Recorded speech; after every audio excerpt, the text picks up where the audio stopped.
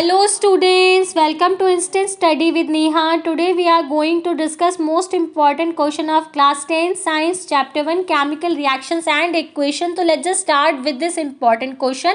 Why do copper vessels lose shine when exposed to air? Copper के vessels अपनी चमक क्यों खो देते हैं जब वो एयर के कांटेक्ट में आते हैं? तो जब कॉपर के वेसल एयर के साथ एक्सपोज होते हैं तो वो अपनी सरफेस के ऊपर एक ग्रीन कलर की कोटिंग को डेवलप कर लेते हैं, यानी कि कोरॉट हो जाते हैं। तो कॉपर सबसे पहले क्या करता है, जो भी एयर के अंदर ऑक्सीजन होती है उसके साथ रिएक्ट करके कॉपर ऑक्साइड का फॉर्मेशन करता है अपने सरफेस के ऊपर।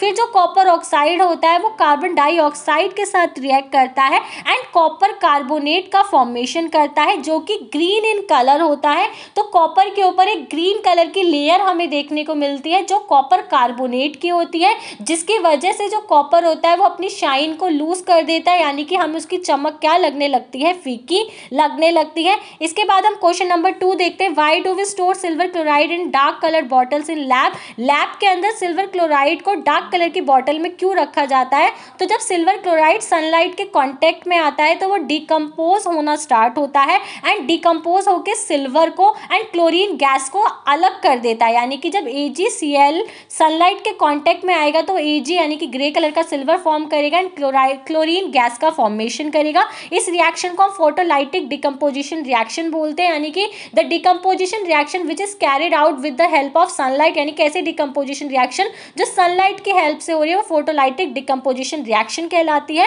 तो सनलाइट के एक्शन को अवॉइड करने के लिए जो सिल्वर क्लोराइड है उसको डार्क कलर की बॉटल में रखा जाता है ताकि सिल्वर एंड क्लोरीन गैस अलग ना हो जाए। Question number 3, a metal strip X is dipped in blue colored solution salt solution YSO4, यानी कि एक मेटल X है जिसको हम क्या करते हैं, ब्लू कलर के सॉल्यूशन में डिप करके रखते हैं। कुछ टाइम बाद एक जो लेयर है Y की वो किसके ऊपर फॉर्म हो जाती है, X मेटल के ऊपर फॉर्म हो जाती है। X मेटल का यूज़ गैल्वेनाइजेशन के लिए किया जाता है, जबकि जो मेटल Y है इसका यूज़ हम इलेक्ट्रिक वायर बनाने के लिए करते हैं। तो आपको X एंड Y दोनों को आइडेंटिफाई करना है, आपको मेटल सॉल्ट YSO4 को भी फाइंड आउट करना है एंड दोनों के बीच में जो केमिकल रिएक्शन टेक प्लेस हो रही है वो भी आपको बताना है। तो मेटल X हमारा जिंक है क्योंकि गैल्वेनाइजेशन में जिंक का यूज किया जाता है एंड Y हमारा कॉपर है क्योंकि इलेक्ट्रिक वायर बनाने के लिए हम कॉपर का यूज करते हैं। तो हमारा मेटल सॉल्ट क्या हो गया, YSO4 यानी कि कॉपर सल्फेट,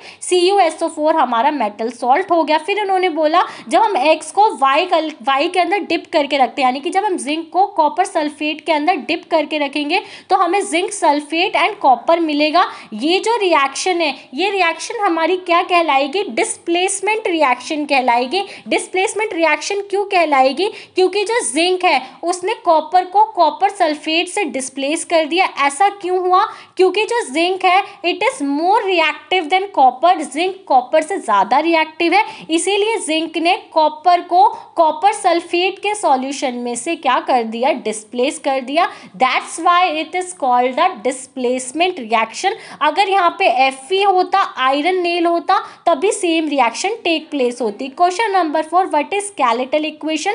स्केलेटल इक्वेशन एक ऐसी इक्वेशन होती है जो यूजुअली अनबैलेंस्ड इक्वेशन, यानी कि ऐसी इक्वेशन जो बैलेंस्ड नहीं है। जैसे वाटर का अगर हम इलेक्ट्रोलाइसिस करेंगे तो इन्होंने H एंड O लिख दिया है, यहाँ पे इनका एटॉमिक स्ट्रक्चर तो लिख दिया है बट ये बैलेंस्ड नहीं है, तो ये स्केलेटल इक्वेशन कहलाएगी। वैसे बैलेंस्ड क्या है, जब वाटर में इलेक्ट्रिसिटी को पास कराया तो हमें हाइड्रोजन गैस मिली एंड ऑक्सीजन मिला, तो ये बैलेंस्ड इक्वेशन कहलाएगी। और ये जो रिएक्शन है ये डीकम्पोजिशन रिएक्शन, क्योंकि जो सिंगल कंपाउंड है वो 2-3 कंपाउंड में ब्रेक डाउन हो गया और किसी भी इक्वेशन को बैलेंस करने के लिए हम हिट एंड ट्रायल मेथड का क्या करते हैं, यूज करते हैं। So that's all for today. If you have any doubt let me know in the comment section. For more such videos please subscribe my channel and thanks for watching.